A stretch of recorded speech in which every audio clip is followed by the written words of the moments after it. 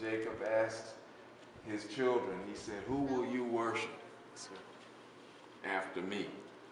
And they said to him, we will worship the God of our father. Our father is Master Farrakhan Muhammad. Our father is the most honorable Elijah Muhammad. Our father in our midst is, no doubt, the Honorable Minister Louis Farrakhan. And as long as you do the work of the most honorable Elijah Muhammad, as taught, this is the key, as taught by the Honorable Minister Louis Farrakhan, then you will be doing the work of your father. All right. So with that, brothers and sisters, again, thank you for coming. We'll probably anticipate a few more people, but because you're here and we want to respect your time, we want to start on time. And so I want to bring up... And after you come in the physical foundation, you have to find spiritual and academic foundation. How you going? You got to listen to them too. So this is what the Nation of Islam is.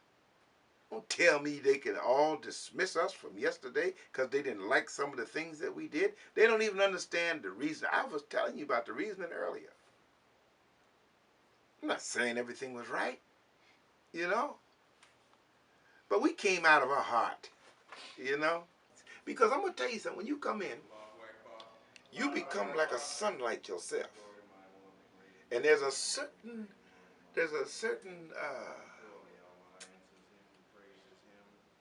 bunch of planets that rotate around you or people. And they listen to your every word. They hang on all that you teach. And it means something to them. You see? So you have to be careful what you teach people, what you tell people. You can either grow them or stunt their growth. You can even keep them alive or cause them to die again.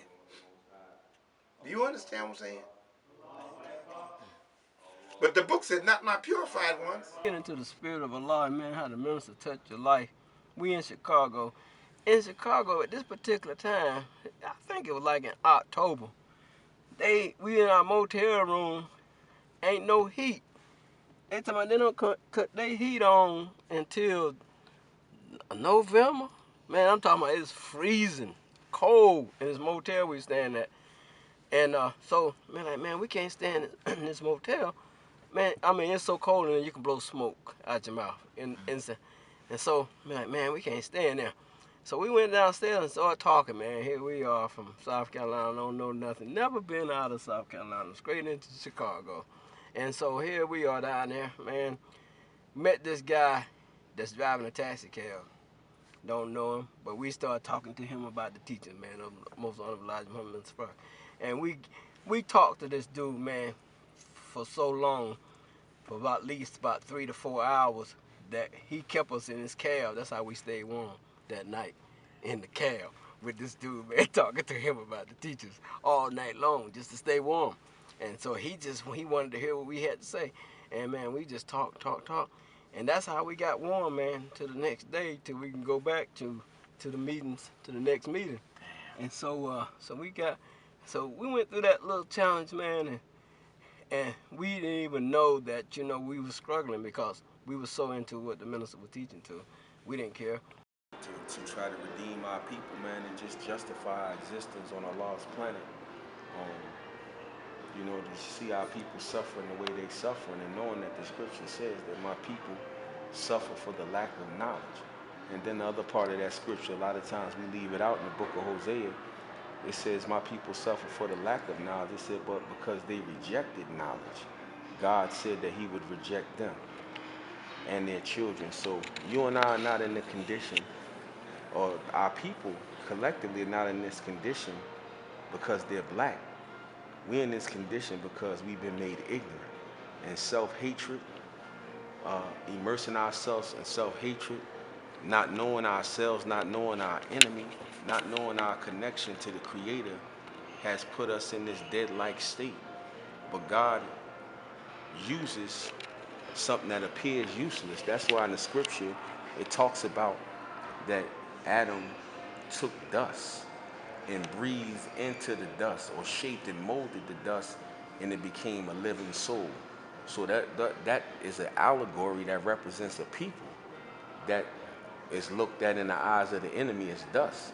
And when you know how dust is in a house, when you clean in dust, wherever you throw it, if you want to brush the dust off to the right, it goes to the right, it goes to the left. So that people that's considered dust, the enemy just does what he wants to that people. If he wants to move out of the hood, then what he does is he sends his people in the community, and they buy up all the property, and they call it gentrification. So now we got to move out the hood, you know. So we are that people that's like dust, and we got to get up, you know.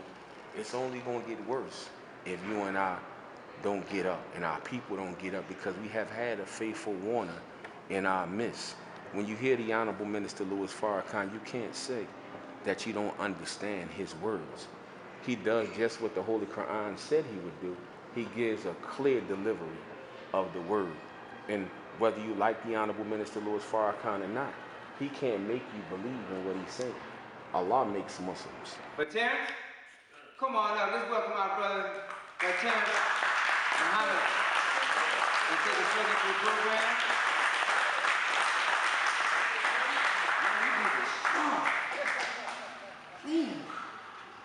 Man, just reflection of yourself. Brother, take us further to the program. But Terrence Muhammad. Captain Majid said it here, the former captain who did 21 years as captain, blemish free, name Majid Muhammad. I was there when he got his name. He said, Brother Carl, Brother Elamine, he said the minister said justice or else. He said, Brother Elamine is or else. He said, you are or else. And we ain't seen nothing yet. The messenger said this, how can one say he know God and has never met God? Now that's see that eliminate all you cats. That's see how fast he eliminated everybody in the world. How can you claim God and you never met God? So now you say, you met God? He's like, yeah, I met him. Now the conversation over. Now you need to listen. But your arrogance make you be like, this nigga tripping. No, if you listen now, he finna give you some stuff that can't be challenged. So I'm gonna say this about me and God. How can a minister in the Nation of Islam teach us about God and be as fearless as you are unless you are totally focused in on the minister or you've been visited by God? Is the resurrection of the dead, helping the Honorable Minister Louis Farrakhan, and that focus among the black community is you know, when the Honorable Elijah Muhammad says the hardest job ever given to a man, that means that, you know, if a man put the sun out, God, if a man created the earth, God, if a man put the stars out, the moon out, that to me means that the resurrection work is harder than doing those things. And so that in fact is the hardest part. But see, we live in a blessed time because we have, you know, great brothers like Student Minister Abel that can come and there's no need, if I'm in the Farrakhan toolbox and I'm a hammer, there's no need in me trying to do what a wrench was developed to do. Right. So instead of, you know, trying to make the hammer to do the job of a wrench, you just go get the wrench.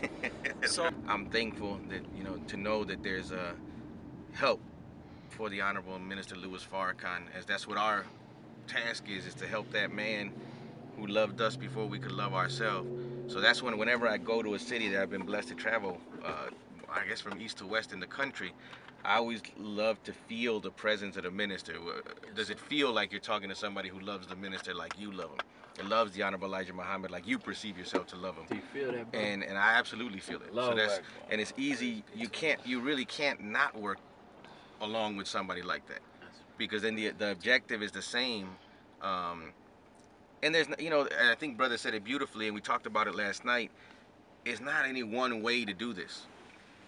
And when you see people striving and successful in doing it, if their objective is yours to help the minister, then you applaud it. You love it too. How can you not? And I think that's the beauty of the work that's being done here, and it seems to be that that's throughout this region. It permeates.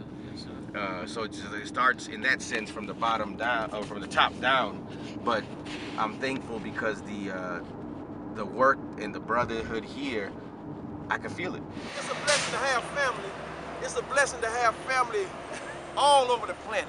Yes, it is. All over the planet. Allahu Akbar.